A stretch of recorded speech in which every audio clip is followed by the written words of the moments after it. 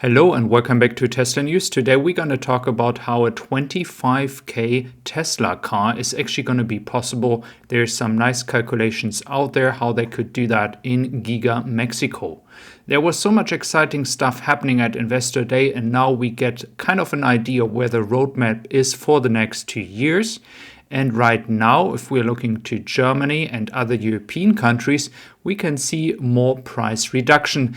Very important here. This is especially for other colors, not white and black, especially gray and blue.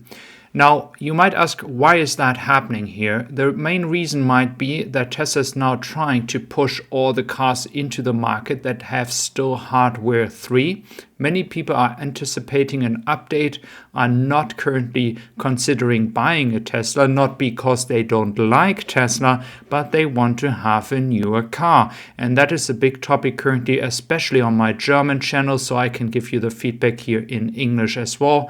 And this is as well for the Model Y.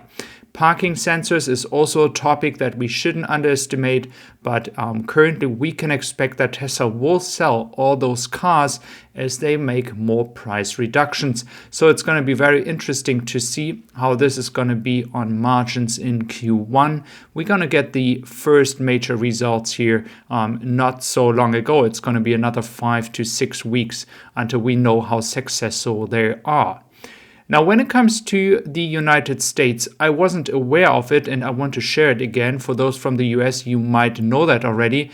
Yeah, the incentives are for 10 years. I didn't know that. So that makes a lot of sense now why Troy is saying he is expecting that the smaller EV is actually going to be produced for the US market, for especially the fact that they have the incentives. And how that could be possible with the $25,000 car. You make a price of $32,500, you sell a smaller EV or like a compact EV, and you have the price for a buyer that is $25,000. That is a way to reach it. As you know, as a US customer, this is always without taxes. In the European market, this would be net prices, so we would have to still put the taxes on top. But I think we could see a very competitive price. And again, this entire production here will be copied into other gigafactories. So I expect the same Generation 3 vehicle production happening as well in Giga Berlin and maybe in a separate factory in Shanghai. We also got information from Matthew Donegan that there will be actually another factory being produced or built during the time Giga Mexico is being built. And we also got the information that production will start in 18 to 24 months. The production is the key factor here. So that would be by the end of 2024, beginning 2025, as I mentioned before. And there is some kind of hint that we might not even see colors because that was a discussion as well. The building might be built in 9 months, but production of cars will be 18 to 24. Now, why did Austin and Berlin take much more time than Shanghai? It is because of the structural battery pack. They had to figure that out in the ramp up. And Shanghai had the advantage they just copied Fremont. So I do expect the ramp up in factories like Giga Berlin and Shanghai for a smaller EV to be much faster after Giga Mexico has survived doing it. Now that is very interesting as well, as he said here.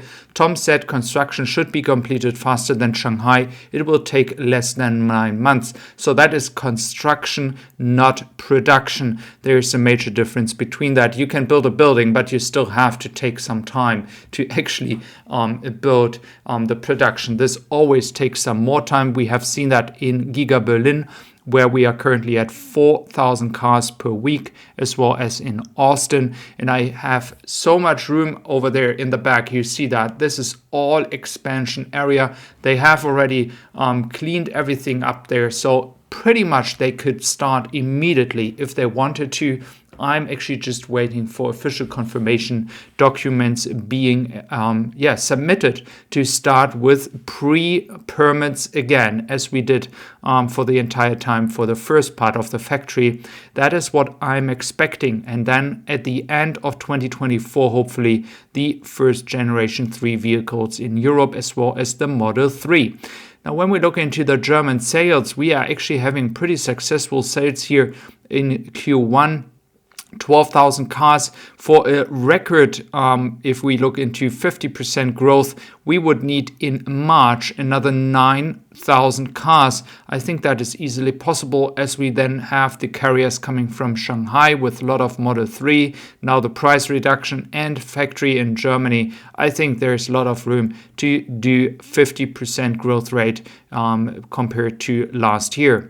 Now, in my group that I have, it is a German customer that is actually saying that the Model Y performance in Quicksilver and white seats, as well as black seats, they are delayed. Sales advisors are telling us that 2 to 5 weeks was the delivery time, and we see so many cars in the inventory. Nevertheless, they are moved back even to May and June. So what could be the reason?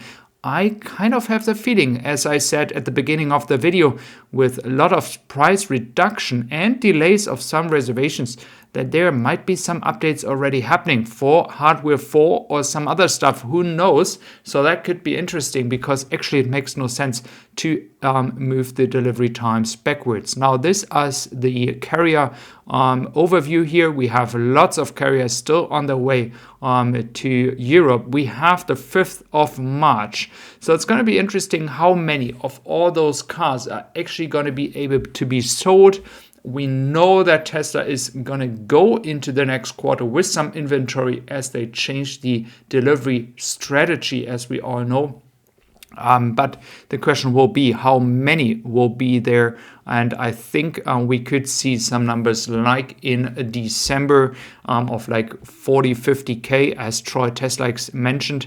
We could see the same at some point at the end of this quarter, depending on how many cars they can sell with the current inventory. Currently, I do believe that the entire discussion about demand is again another reason to actually make people confused when it comes to buying a Tesla. I think there are a lot of issues out there. There are a lot of things that Tesla could do better, especially in the European market when it comes to communication, when it comes to service. I mean, they have gotten better, but there's always room to improve. And that is the key point here. I do hope that Tesla will do the updates very quickly, especially for parking sensors, because there's so much room to sell cars. I mean, there are so many people out there telling me they are still waiting, and they will order immediately if they know that there will be an update. And we are waiting now for almost 2.5 months to get some kind of information. And that would be very helpful. Thank you very much for being here today. I wish you a wonderful day. Bye-bye.